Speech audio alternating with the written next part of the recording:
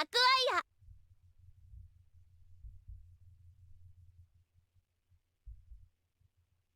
ゼロディブ剣と魔法と学園もの Hello, this is Dr. J here with Let's Play Class of Heroes. So lately I've been too busy to do a whole lot of recording for my channel. I've been recording occasional videos, but I've been relying pretty heavily on my Etrian Odyssey LP that I recorded months ago and then pre-scheduled upload to fill the gaps. Now I'm hoping that I'm going to be a bit less busy for the next couple of weeks and have the opportunity to get caught up on a variety of personal projects. And one of those is that I am hoping to get in some recording of Class of Heroes Anniversary Edition, this re-release of an old, well, to me it's a classic, although I don't know that hardly anybody played it, from I think 2008. So it's been like 16 years since I played the first game. I also played the second game when it came out. I believe it was released by Gaijin Works. I don't remember the release date on that one, but I'm sure it's been forever since I played that one too. So, having not played the first game in 16 years, some of my memories of it are a little vague, but there's also a lot of things that I do still remember after all this time, and I remember enjoying this game. And just briefly what this game is, if you're not familiar with it, it's a first-person dungeon crawler that takes a lot of its gameplay cues from Wizardry, but with a very cutesy anime art style, and sort of a class theme, a school theme, I mean, which is to say that the idea is your characters are students at an adventuring school. Now, I'm indifferent to the school theme. I don't love it, I don't hate it, but it's certainly different. And like I said, I remember having fun with these. So anyway, that's enough babbling. Let's just dive into it. Hey, Yuno-sensei. Nice shirt.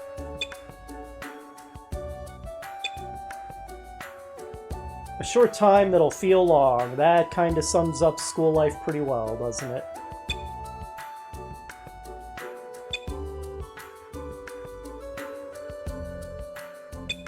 So this is our principal Feynman.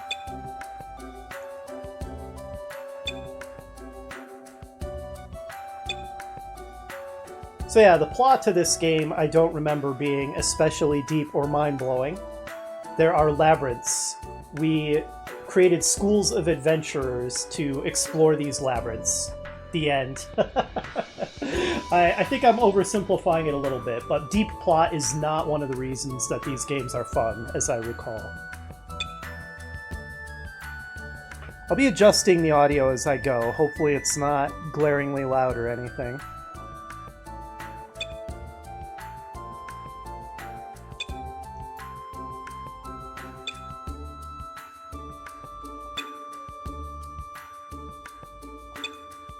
So we're name-dropping a few schools that are older and more prestigious than ours.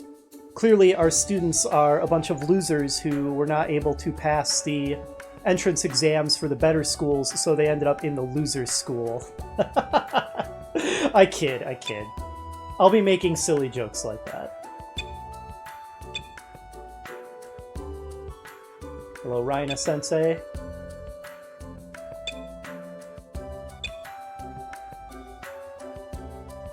Okay, so this may be a change from the original. It has been too long since I've played it for me to remember low-level details like that.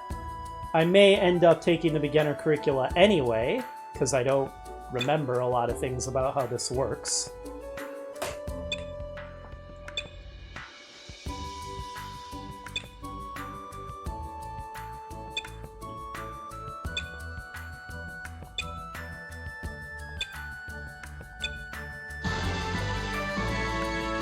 Oh, that is quite loud.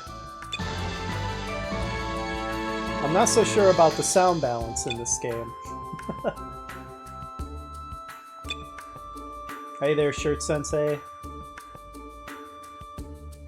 Alright, so the first game has this interesting mechanic where it picks maps randomly when you enter the labyrinths. I recall that. They got rid of that mechanic for the second game.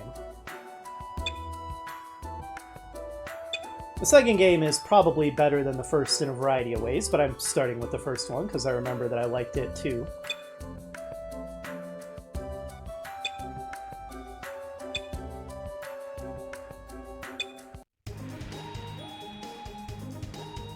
Okay, and roll to create new characters. Alright, will do. Now, I recall these games are pretty old school, which includes old school, sometimes unfair in some ways difficulty. So it's important to build a party that doesn't suck. You don't have to like super over-optimize your party, but you don't want to just blindly build any old random party. You want one that is decent.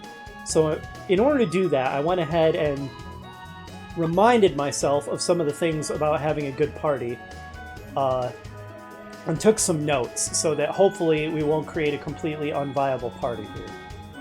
Alright, so I'm going to create first a male dwarf. Now, one thing that is a little unfortunate about the first game is each race only gets 2 portraits, one for male and one for female. But no matter what class you pick, the race's portrait will not change.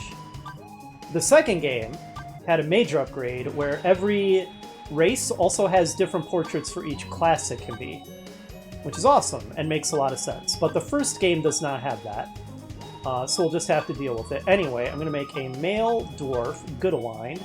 That is not how you spell course, guys. That is not how you spell course. What are you doing? Oh my goodness. Okay.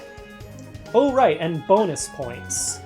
So you get a random number of bonus points. I said this game was old school, I was not kidding. It's kind of like rolling for stats. And it's kind of pointless to go for a huge number of bonus points, because even if you do, your character is just going to lose stats as they level up, because the game normalizes your character's stats over time. Meaning that no matter what your starting stats are like, based on your race and class, as you level up, your stats are eventually going to trend toward the average for your race and class. So sure, having really good stats will make you better in the early game, but in the long run it doesn't matter. So it's pointless to try to go for a huge number of bonus points, but I am going to at least go for double-digit bonus points on everybody.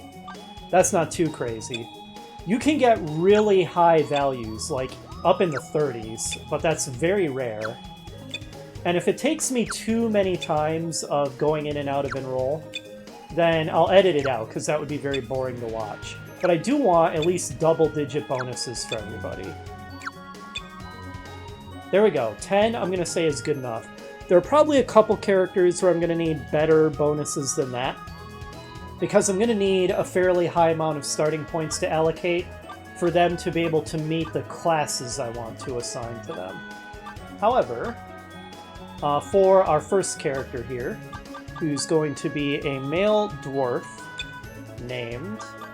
I do not have enough space for the name I had in mind, because we only get 6 characters. Wow, that is not a lot of characters. It was going to be Radheart, but there's not space for that, so I guess it will be...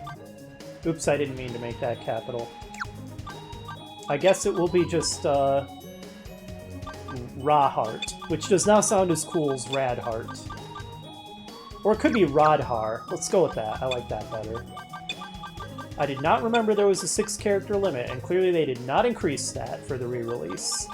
They also did not spell course correctly, and that is ridiculous, so I'm going to keep making fun of that. Okay, so our first character here is going to be a cleric, for which we're going to need faith. Alright, there we go. So you need a 12 faith to be a cleric, or priest as it's called. Like I said, past this it doesn't matter that much, but I'm going to give him lots of faith and vitality, because I'm going to hope I can stick this guy on the front line and have him not die miserably. There, that will hopefully do. Let's go with that. Okay, that is our first student, Radhar, the Dwarf Cleric. Oh, by the way, you probably noticed, that is not what you think a dwarf looks like. That looks more like a beast kid. Some of the races in this game do not look like what you would think they would be like, you know, based on how they're in every other fantasy property in the world. But that's fine. It just gives the game a bit of unique flavoring. Okay, so gonna once again go for double-digit bonus. There we go. That didn't take too long. Alright, this next one, we are going to make a female Bahamut. Bahamut are fantastic frontliners because of their giant strength and vitality stats. She is going to be a warrior. We'll make her neutral. Or fighter, I suppose. And yeah, we just want to give her strength and vitality out the wazoo. And maybe a little agility. There we go. And her name shall be Griza. I just made these names up. They don't come from anything, if anybody's wondering. At least that one fits, without modification. Welcome to the team, Griza. Okay. Third character. We build 6 of these. We are going to have another female. This time we're going with the obligatory, because it's Japanese cat people. They're known as Felpers. That entertains me, and she's going to be good aligned. And we're going to need probably a lot of bonus points for this, I suspect. I think 10 may not be enough. What I want to do is make her a samurai. And if I wrote this down correctly, to be a samurai she needs a 12 strength, so we need 3 points in that. A 13 wisdom. So we're going to need 6 points in that. So that's 9 that we need so far. 9 in faith, so that's 10, and we don't yet have enough.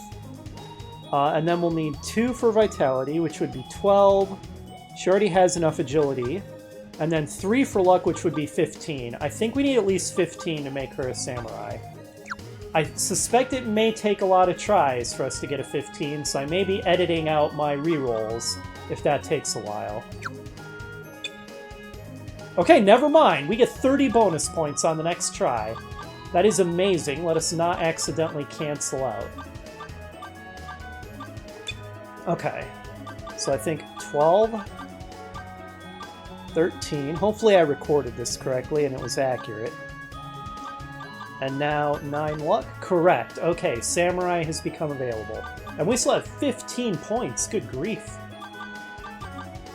I think a lot of heavy vitality early on will help so that the characters don't die so easily.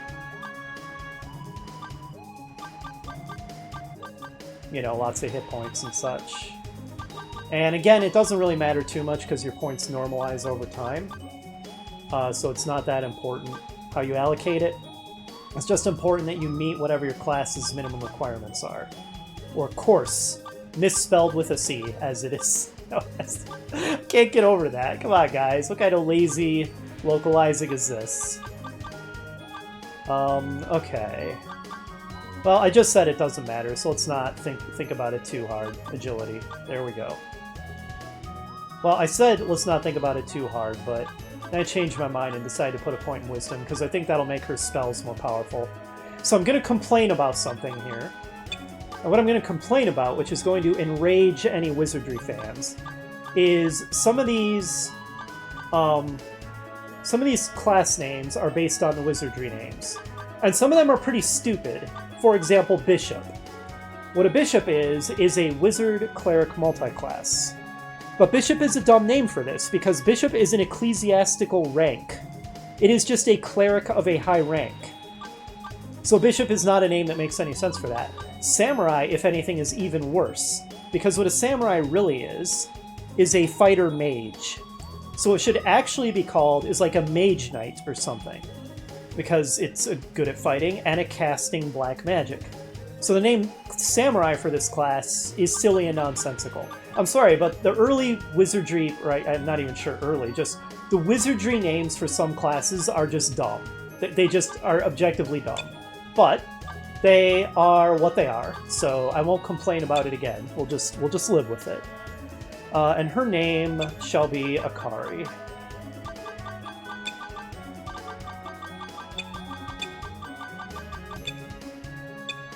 Welcome to the team, Akari. Enjoy your ridiculously huge number of early bonus points. Okay, the other character we're going to make is the other one who's going to need a lot of bonus points.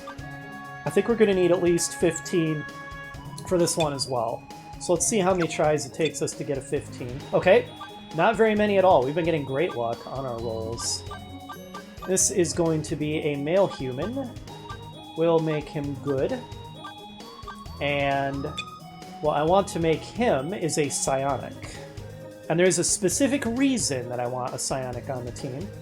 Because I had a vague memory from when I played this game like 16 years ago, that there was a skill that became available to my team that was ridiculously powerful and enormously helpful in not dying. And that skill was called Magic Wall or something. But I couldn't remember what class had that skill, so I looked it up, and apparently Psionic is the class that gets that skill. And I remember it being absolutely critical to my survival, so I wanted to make sure I had a character of this class on my team. So, having said that, I think the stats that we need are Strength doesn't matter, Wisdom 13, Faith 13, Vitality we are already good enough, Agility we're already good enough, and then Luck 14. Yes, okay. Accurate once again. Alright, let's just crank up those mental stats, and then maybe a little Vitality for survivability. Alright, welcome to the team, and his name shall be Ridge.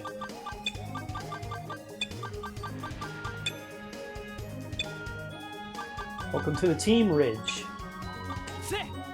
Okay, our other two characters, it should be fairly easy to get them to meet their class requirements, so I don't think it's going to take much in the way of bonus points for them.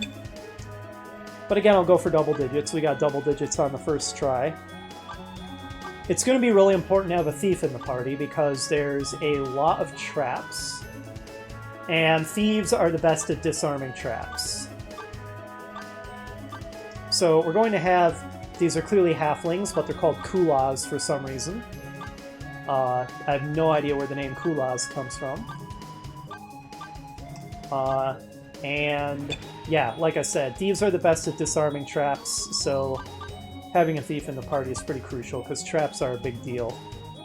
I actually didn't write down the class requirements for this because I thought we'd just meet them automatically with the halfling, but clearly I was wrong. What are we missing? Oh dear, I thought we met them. Okay. I'm gonna have to look them up.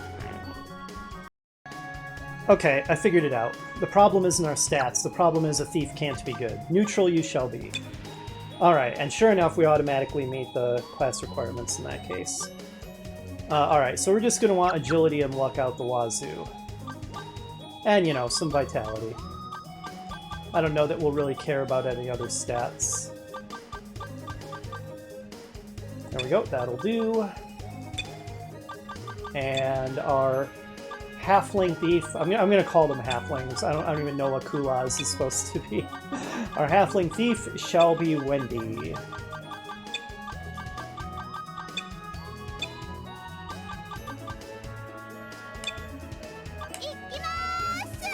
That is so Japanese.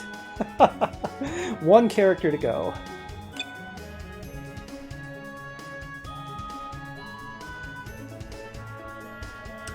Alright, so the... Oh wow, look at that, a bonus of 29. I don't know if I've just been getting ridiculously lucky with these bonus points or what. Our final character is going to be another class that's very important to have on your team. For identifying items. And that is the Bishop, which I would call a Theurge. I mean, there's not really like a classic name for a Wizard-Cleric combo, but I've seen that class called Theurge, and I certainly prefer that to Bishop. Alright, so we're going to crank up Wisdom and Faith. But yeah, the great thing about the Bishop is they can identify items, which will save you a lot of money from not having to pay to have them identified. And they learn both Wizard spells and Cleric spells, so Bishops are great. Bishops are super useful.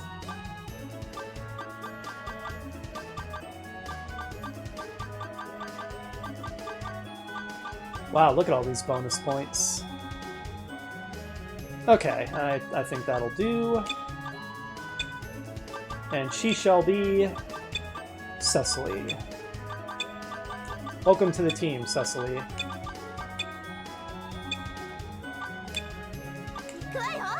Alright, now... where do we go to... right here, okay. Got our team in order. So, Griza, Akari. I'm mostly pretty confident in this team composition. The only thing I'm a little unsure of is having our cleric Radhar in the front line. But I hope the fact that he's a dwarf, and dwarves get great hit point progression, I'm hoping that will make him suitable for being in the front. Griza and Akari are made for being on the front, so they shouldn't have any issues.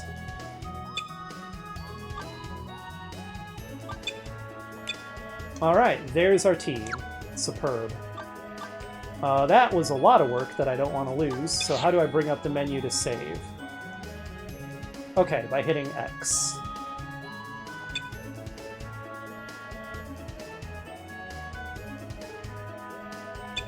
Alright, thank you, Shirt Sensei.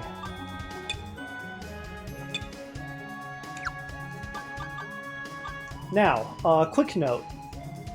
One of the downsides of a game like this is that although it's really cool getting to make your own characters, obviously that's a lot of fun, when you create your own characters like this, very often they don't really have any dialogue or personalities or anything.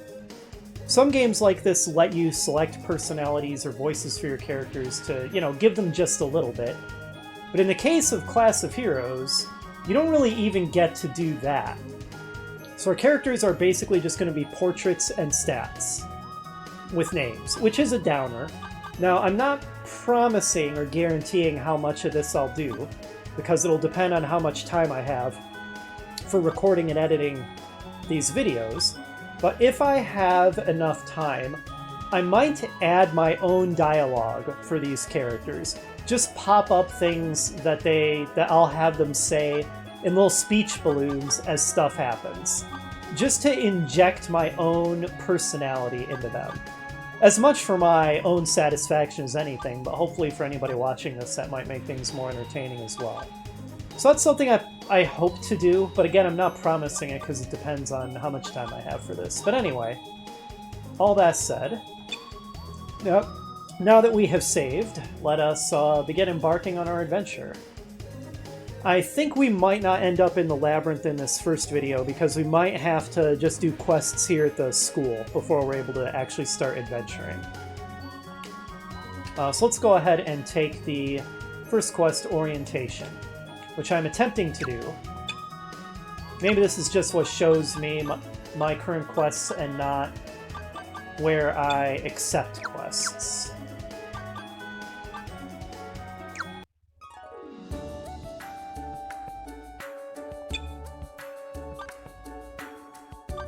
Let's see.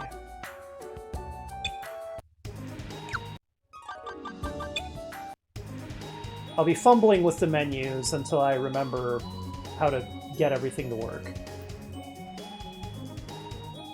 Okay, can't create new characters here at the dorms. You can rest. Okay, and here's the thing I remember. You can pay to restore both hit points and mana points, which is dumb.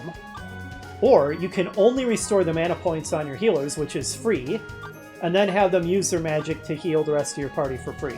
So you basically never want to pay to restore both hit points and mana points. Also, why they charge the students to rest in the dorms is a mystery. Clearly this school has some kind of scam going on. Hopefully this is what is counting as orientation. Right, this is why we have a bishop in the party, so that we can identify without having to pay the store to do it. That should save us a fortune in the long run.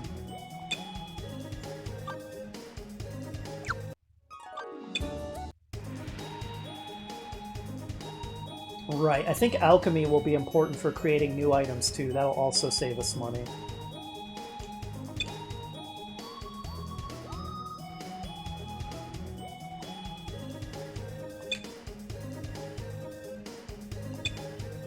Okay.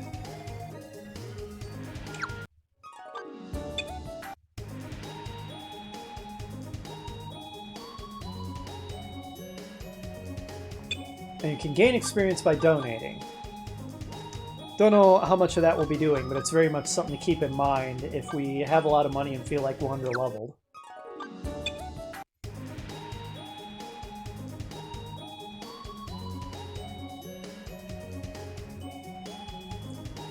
Might as well accept every quest. Alright, good to know. And tasks are part of the main story, while requests are optional. We'll do our best to 100% this and do every single quest, of course. Alright, and this is also where we do record keeping.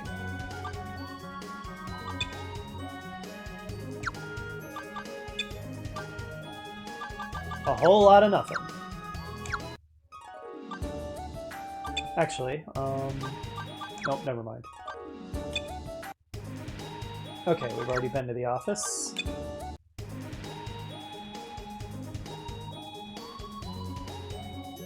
Okay, so yeah, you can change character alignments here.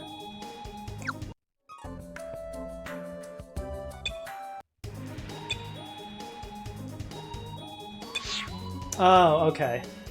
Alright, I figured out how to accept the orientation quest. Go to the library, go to the bulletin board. Got it. Oh, hello, twin-tailed, green-haired, very anime library girl.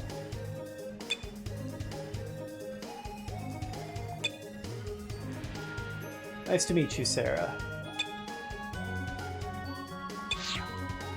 Of course we'll say hello to Sarah.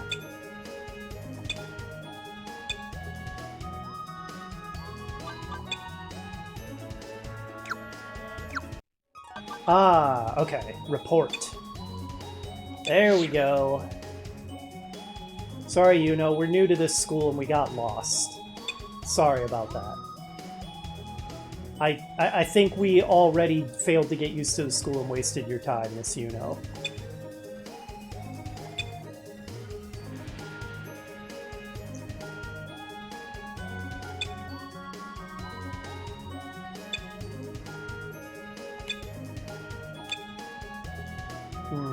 And where we have to pay to sleep, I noticed. Seriously, what kind of scam are you guys running here?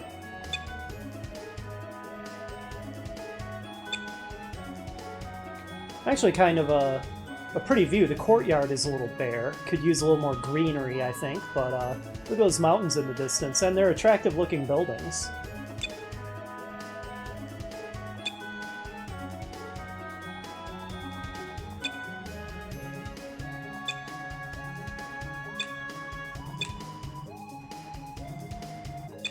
Oh boy.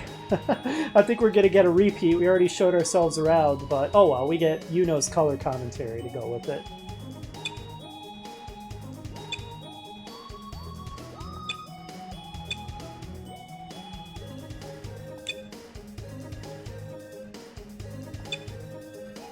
Maxter. What a name!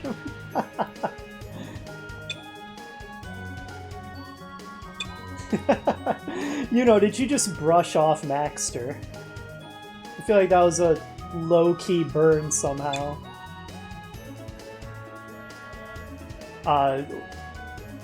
You make a lot of impressions. You make a lot of first impressions, oh. Meowman. I can't even say that name without laughing.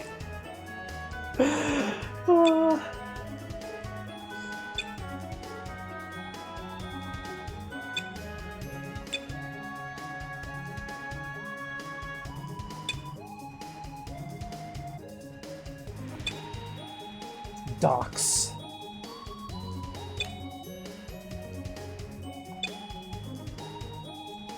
That's a lot of varies. I feel like one vary would have been sufficient, Docs.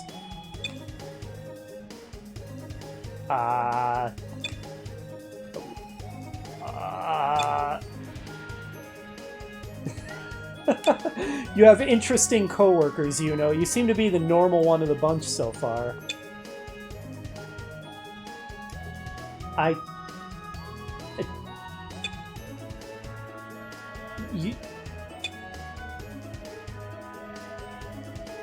I'm trying to think of clever things to say, but what could I say that would add anything to this?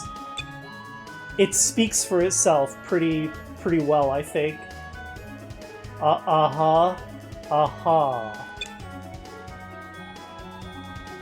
Are you sure about that? I'm not sure I want to do that.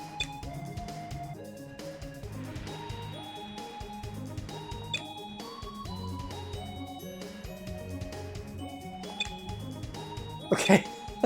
Thanks for the tour of the gym, you know. Excuse me, Miss Yuno. It is a nice view, actually. You know, you look like you're like 25. Don't go going, youth. That is a good view from up there, though. Very pretty. Man, when you see the artwork in high res in this, it's really good.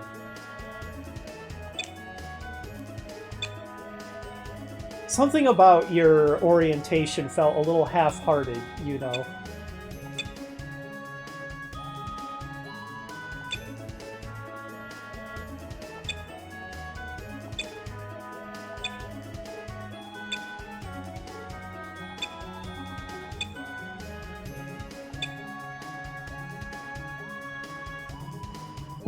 Okay, that's very multi-role of her.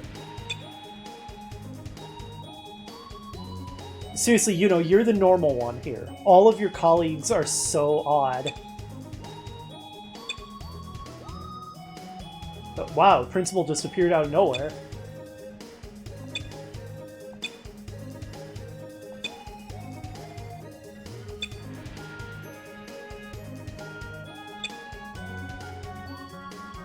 Uh-huh. You know, I have a feeling that Miss Yuno aside, although she really seems like she's kind of phoning it in, so maybe I should include her too. Not only do we get the second-tier students, I feel like this new school got the B-list for faculty as well. They couldn't get the really good teachers, so they just got all the weirdos.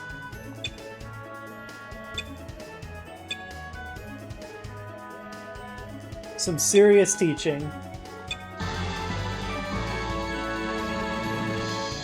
Super loud mission success sound effect go.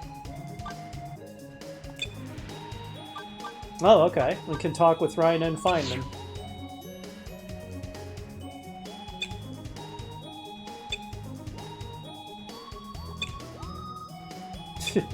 So she just tells us to get lost and wants us to feed her. How about Principal Feynman?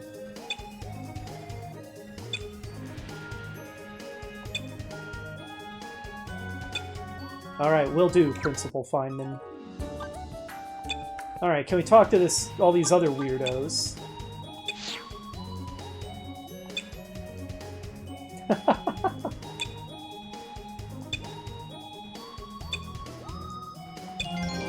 Oh, hey, thanks, Yuno. Ugh. I think I like Yuno. Aside from the shallow reasons to like Yuno, something about her DGAF attitude, where she just seems like she's phoning it in, as just so sick of all the students and her weirdo coworkers. Hey, Sarah.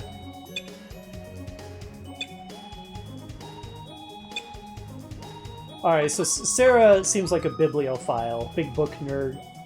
That's fine, books are cool. Right, this guy, who's clearly a great role model for the students. We won't be doing that, Joru. Did you just tell us to bribe you with alcohol? You know, I was joking about this being the B-lister school, but I don't think it was actually a joke. Oh my gosh.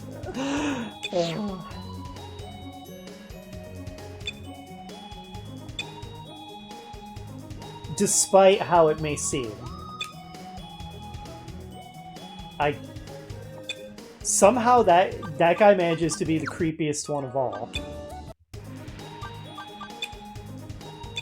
Meowman. I can't get over it.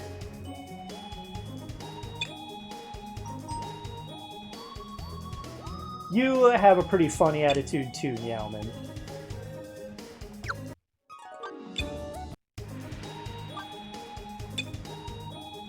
Maxter.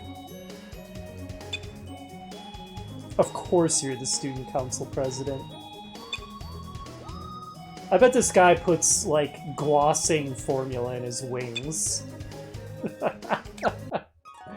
Okay, let's get some quests. Oh, there's a lot of these. Holy crap. Okay, so what I'm gonna... Wow, there's a lot of these. Do I really want to go through all of them? So here's what I'm gonna do. I'm gonna go through them, and I'll have record on, but if it turns out that they're just, like, boring, and, you know, just wouldn't be good to include in the video, then I'll just cut them out. But, we'll see. Alright, so first up is the Beginner General Curriculum.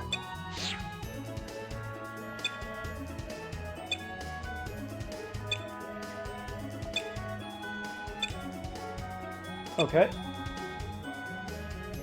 Oh, really? If you don't want her to beat you up. Does she really beat up students who make her mad? I think I'm starting to like Yuno more and more.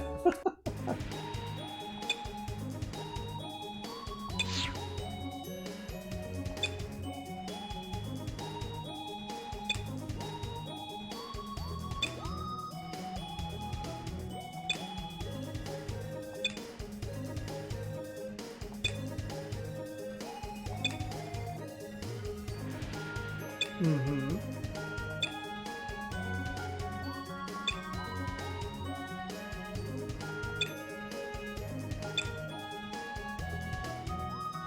Yup.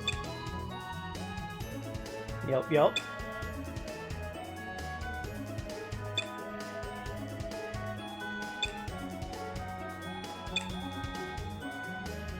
Yup, yup, makes sense.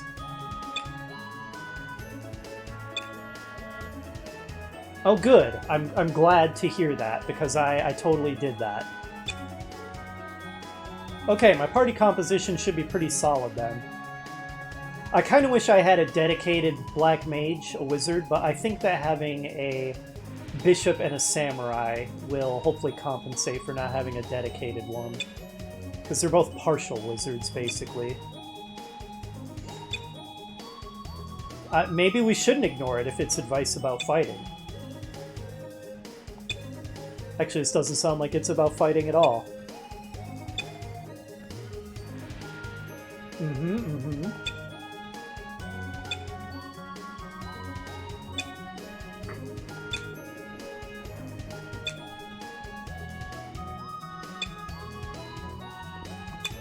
I don't remember if I did much class changing when I played this originally.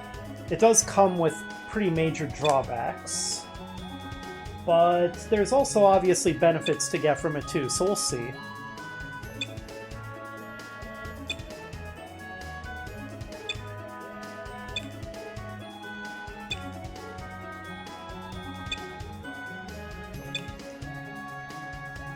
Mm-hmm.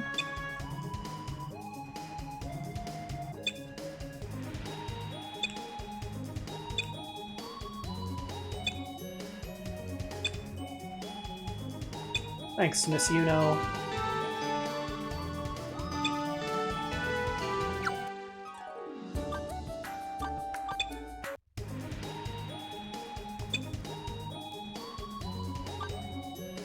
Alright, let's do the intermediate general.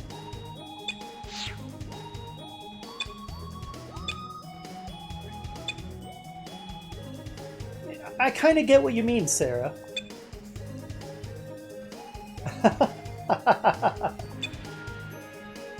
I won't. You're not wrong, though, Sarah. I have a similar impression.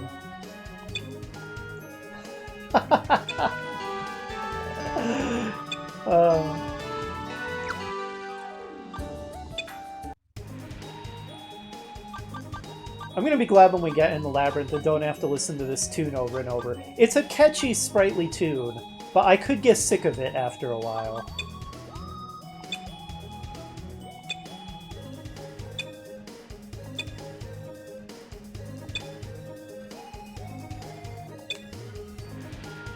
Okay, I don't remember anything about this.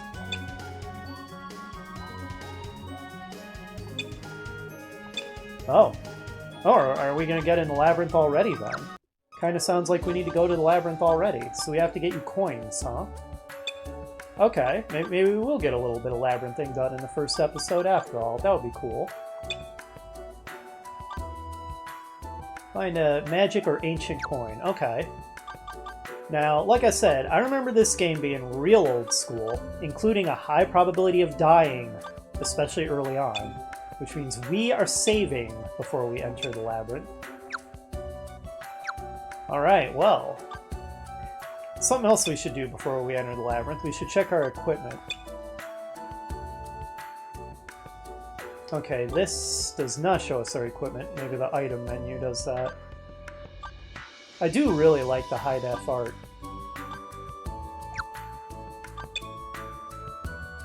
Dagger. That does not look like a dagger she's holding in her artwork. Sadly, you don't get clever narrative descriptions of the items. That would be pretty cool. Okay, our backliners do not start out with ranged weapons. So, aside from spells, they're not going to be able to do anything in a fight. Wonder if we can go to the store to buy them, and we probably don't have enough money yet, if I were to guess.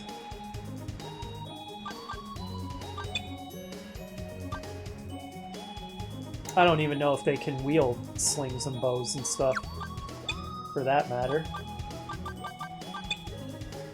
Okay, wow, this stuff costs money. How much money do we even have? 0? Do we have 0 G? Are we really flat broke? We have 0 G.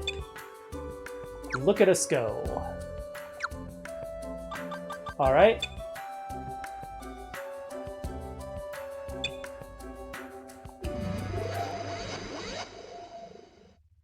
Okay, now that was cool looking. I wish it stayed on screen longer, because that was some pretty awesome artwork too.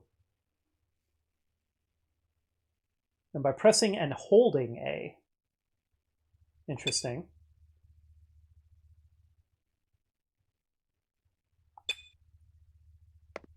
Okay, now here is something that I remember about this game. There's no music in the labyrinths. There's just ambient noises, which is interesting. It is perhaps more immersive, but at the same time, I feel like it's overall more enjoyable if you listen to cool, groovy music while you're exploring dungeons. So something I have mixed feelings about. I think the sound effects are still kind of loud, even at 50%. Let's try 40.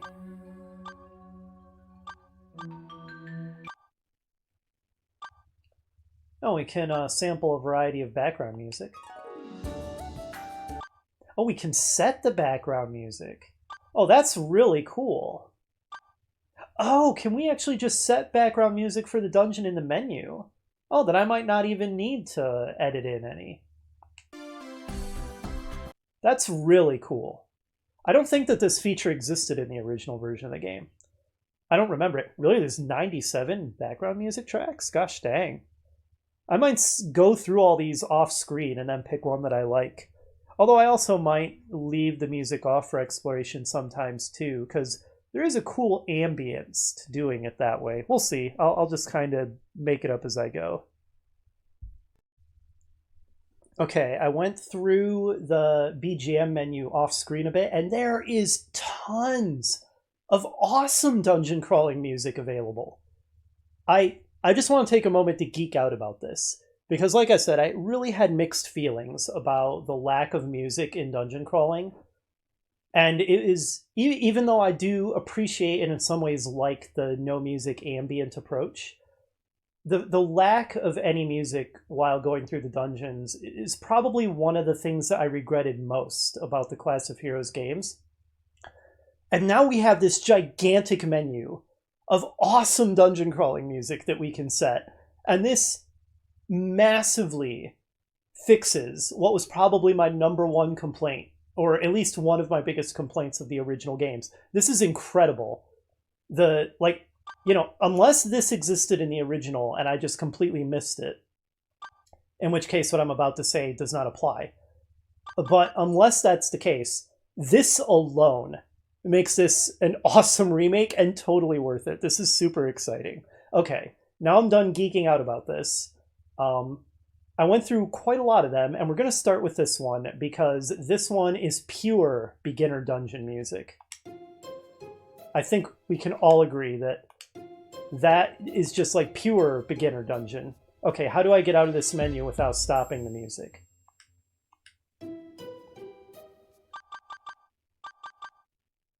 Okay, there we go, like that. Beautiful. Although I also want to bring up my map. How do I bring up the map? I know that we have one. Gave it to us. Ah, okay, it's Y. So having the map doesn't mean that you have the map per se. It just means you can bring up the map and the auto mapping is enabled. Without the map, there is no auto mapping. There is no map to bring up.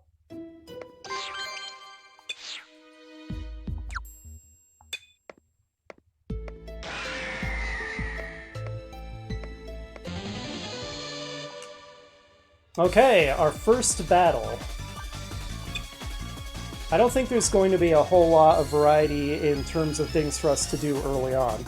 Mostly our frontliners attack. Our backliners will defend most of the time and occasionally cast magic.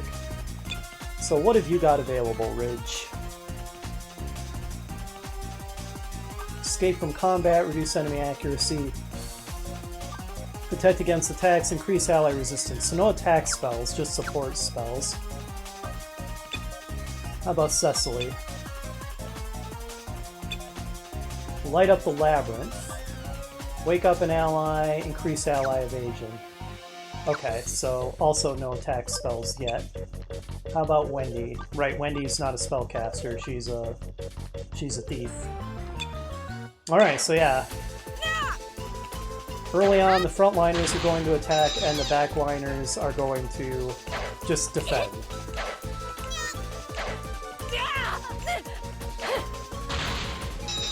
We'll find more interest, or we'll get more interesting things to do as our characters level up.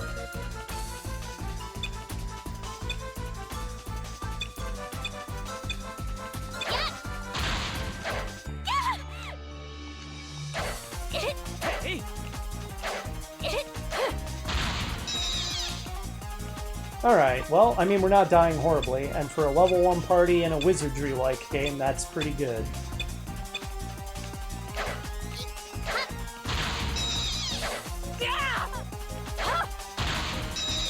We did it! We won our first fight and nobody died. Well done to us.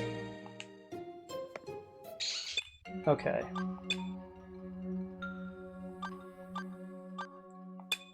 Alright, Radhar, you may want to heal yourself. You took a lot of hits. Beautiful. Back to full. Okay, I'm already turned around. Okay. You know, I might as well cast Light. And I think as long as I'm going to be playing the background music, I might want to turn the ambient sounds off. The ambient sounds make a lot of sense when you're not using background music, but when you are, I think they kind of just interfere with the music. There we go. So let's do that in the settings real quick.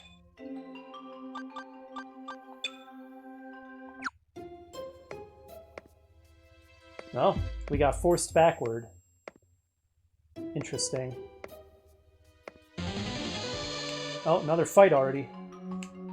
Okay, so this, if you're not familiar with this mechanic, this is the opportunity to change your party alignment. If you attack peaceful creatures, you can change your alignment to evil. If you, I think, leave when you encounter peaceful creatures, then your alignment can change to good, but also, if they're actually just pretending to be peaceful and they're actually hostile, they can get a back attack against you as you leave. Or if you just want to leave everybody's alignment as it is and not change it, which I do, and also not attack peaceful creatures, but also not expose yourself to attack from possibly hostile creatures, and you just watch. So to my mind, unless you're actively trying to make your alignment good or evil, watch is just what you should do all the time. I believe that is how that works. Oh boy, here we go. Like I said, early battles are not going to be all that interesting in terms of actions we select. It'll get a lot more interesting over time. Kinda loud still, I think, looking at the volume. If the volume's all messed up in the first video, I'll fix it for future videos. It does look like the game audio might be a little loud compared to my voice.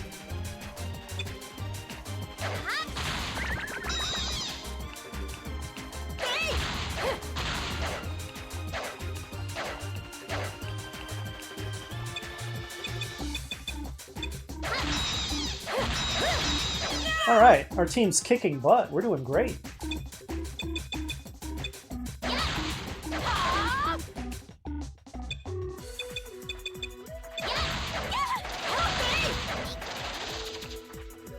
Yeah, this is going real smoothly. I was thinking our first level party might get its butt kicked worse than this, but it's not going too badly.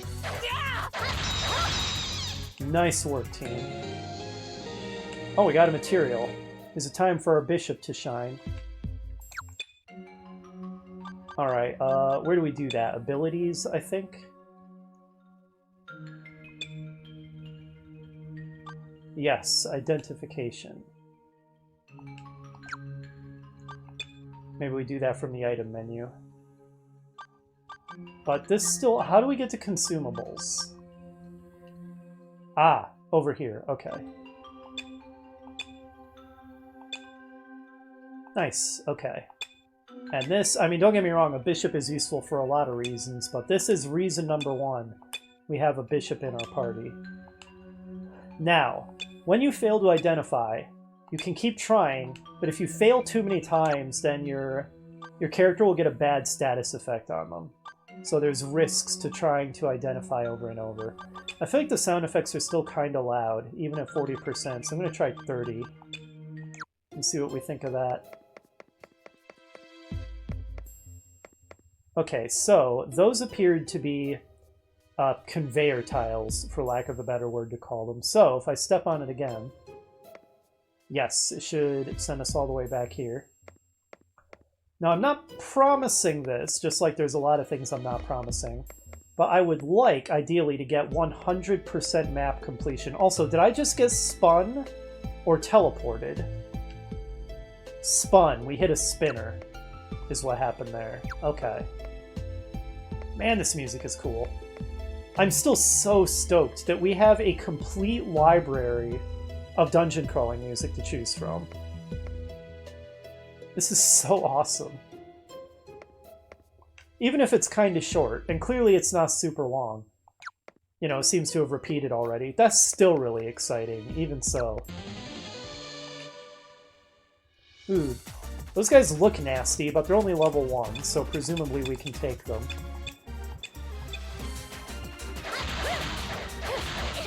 We're not doing much damage to them. Didn't we do like 1 damage with every attack? That's concerning. Yeah, we're not hurting these things. Can we do better against the battens?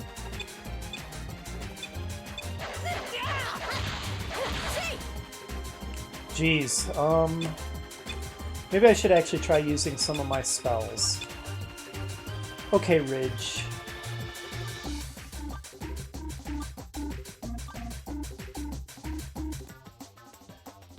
In the back row. Interesting.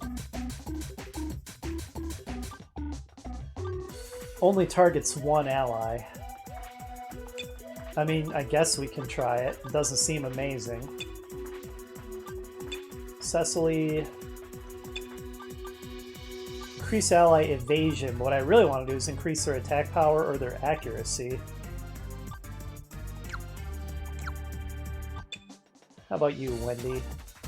Oh, right, you're now a spellcaster. Okay, well.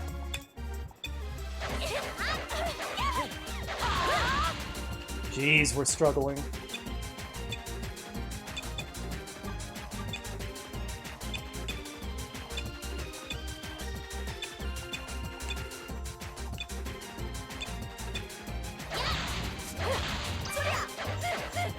Oh geez, Radhar's nearly dead.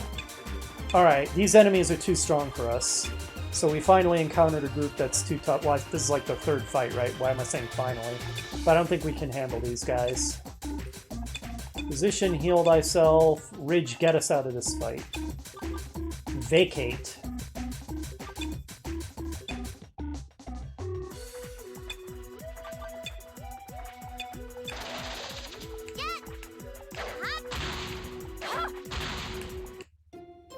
Okay, good work, Ridge.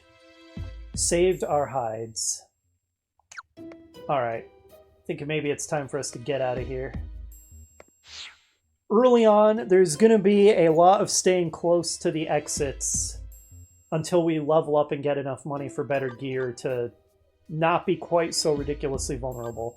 I might cut some of that out. The early game grinding probably won't be the most interesting thing. Okay, so now that we've done that,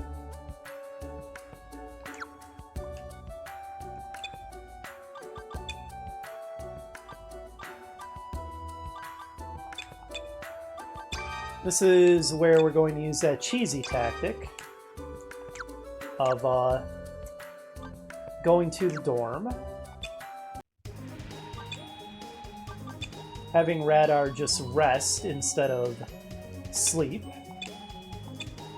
and then have him use his magic to heal everybody. Now, if we reach a point where we're absolutely rolling in money and have like tens or hundreds of thousands of G... Okay, is everybody full, actually? Kind of seems like it. Okay. I can just rest everybody then. Everyone's at full health. But anyway, if we reach a point where we have tons of money, then maybe I'll save time by just, you know, spending the $100 per person, but early on it's important to save every penny you can.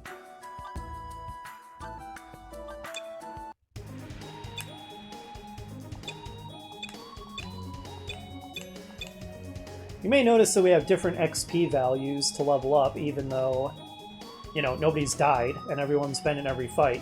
So everybody's gotten the same amount of experience. That is because different classes have different amounts of experience they need to level up. Also very old school. A lot of ways in which this is a super old school game. Alright, I think that's going to do it for an introductory episode. I'm really excited to be replaying this game after like 16 years. After this video, I'm sure you know if this is something that you're interested in seeing more of. But I'm definitely going to be continuing to play this and continuing to record it because as long as I'm playing it, why not? And yeah, depending on how much time I have for editing, maybe I'll throw in some dialogue of my own for my characters to try and inject a little personality into them. Because I think that would be pretty fun. And I'm still super excited that we now have the ability to play music during the dungeon crawling segments. Or maybe we always did and I never saw that in the menu. But either way, that is awesome. Alright, so that's going to do it for this one, and I will see you all in the next episode. Bye for now.